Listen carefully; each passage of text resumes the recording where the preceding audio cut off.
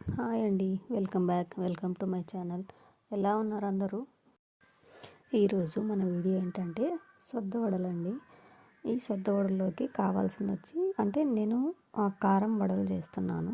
తీపి వడలు కాదు, స్వీట్ కోసం బెల్లం వేసుకొని కూడా చేసుకుంటారు, అవి కూడా బాగుంటాయి. ఇక్కడ కారం వడలు చేస్తున్నాను.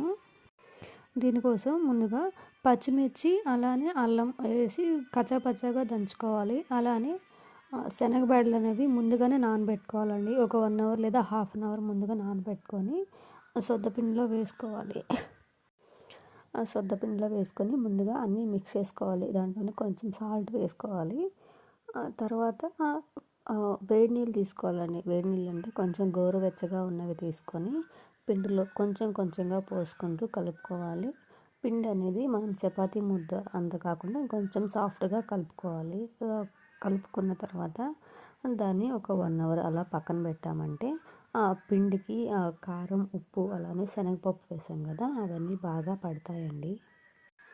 ఆ తర్వాత డీప్ ఫ్రైకి ఆయిల్ పెట్టుకోవాలి. ఆయిల్ కాలిన తర్వాత మనం గారెలు ఎలా వేస్తామో అలానే కవర్ లేదంటే అరిటాకు మీద కూడా వేసుకోవచ్చు. మనం బాగా కొంచెం పలసగా లేదంటే మందంగా మీకు ఎలా కావాలంటే అలాగా తట్టుకొనేసి ఆయిల్లో వేసుకోవాలి.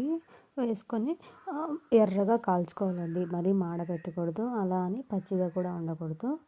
దీనికి ఎలాగంటే ఫ్లేమ్ ఎక్కువ పెట్టామంటే తొందరగా ఎర్రగా వచ్చి మాడినట్టు కనిపిస్తాయి. సో మీడియం ఫ్లేమ్లో పెట్టుకోవాలి. ఇక్కడ నేను కట్టెల పొయ్యి మీద చేస్తున్నామండి. సో మంట అనేది కొంచెం తక్కువగా పెట్టుకొని చేసుకున్నామంటే బాగుంటుంది. మీరు కూడా ఈ రెసిపీ ట్రై చేసి ఎలా ఉందో నాకు కామెంట్ చేసి చెప్పండి. Thank you.